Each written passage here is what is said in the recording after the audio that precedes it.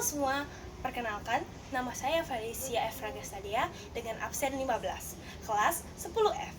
Kali ini saya akan menceritakan asal-usul Sungai Landak. Dahulu kala, hidup seorang petani bersama istrinya. Walaupun tidak kaya, mereka suka menolong orang lain. Suatu malam, petani sedang duduk di tempat tidur. Di sampingnya, istrinya sudah terlelap.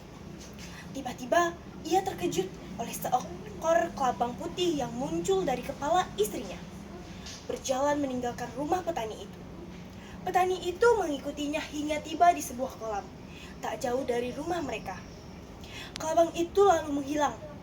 Petani lalu berjalan pulang. Istrinya masih tertidur pulas. Esok paginya, istri petani menceritakan mimpinya semalam. Aku sedang berjalan di padang rumput dan ada sebuah danau di sana. Aku melihat seekor landak raksasa di dalam danau itu. Ia melotot kepadaku, maka aku berlari, kata istrinya. Petani itu lalu pergi lagi ke kolam. Di dalamnya, ia melihat suatu benda yang berkilau. Ia mengambilnya, ternyata sebuah patung landak dari emas. Patung itu sangat indah, matanya dari berlian. Petani membawanya pulang. Malam harinya, petani didatangi seekor landak raksasa dalam mimpinya. Izinkan aku tinggal di rumahmu, sebagai balasnya aku akan memberikan apa saja yang kau minta, kata patung landak itu.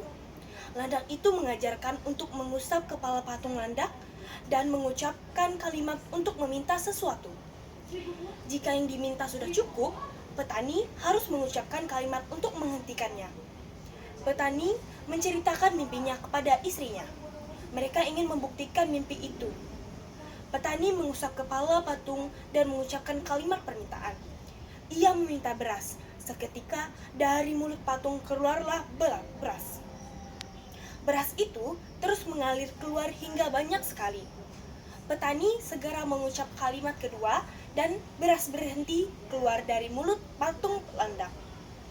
Mereka berdua kemudian meminta berbagai benda yang mereka butuhkan. Mereka menjadi sangat kaya, namun mereka tetap tidak sombong dan makin gemar menolong. Banyak orang datang untuk meminta tolong. Seorang pencuri mengetahui rahasia patung landak.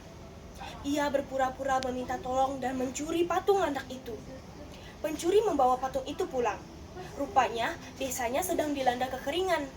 Pencuri mengatakan kepada tetangga-tetangganya bahwa ia dapat mendatangkan air untuk kampung mereka. Pencuri memohon air sambil mengucap kepala patung dan mengucap kalimat permintaan. Air keluar dari mulut patung.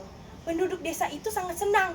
Tak lama kemudian, air yang dikeluarkan sudah mencukupi kebutuhan penduduk desa, namun terus mengalir sehingga terjadi banjir. Pencuri itu tidak tahu bagaimana menghentikan air yang keluar dari patung. Penduduk desa lari menyelamatkan diri ke tempat yang lebih tinggi. Pencuri juga ingin menyelamatkan diri, namun tidak bisa menggerakkan kakinya. Ia melihat seekor landak raksasa memegang kakinya. Akhirnya ia tenggelam dalam air yang makin lama makin tinggi. Air itu kemudian membentuk sungai yang disebut Sungai Landak. Terima kasih.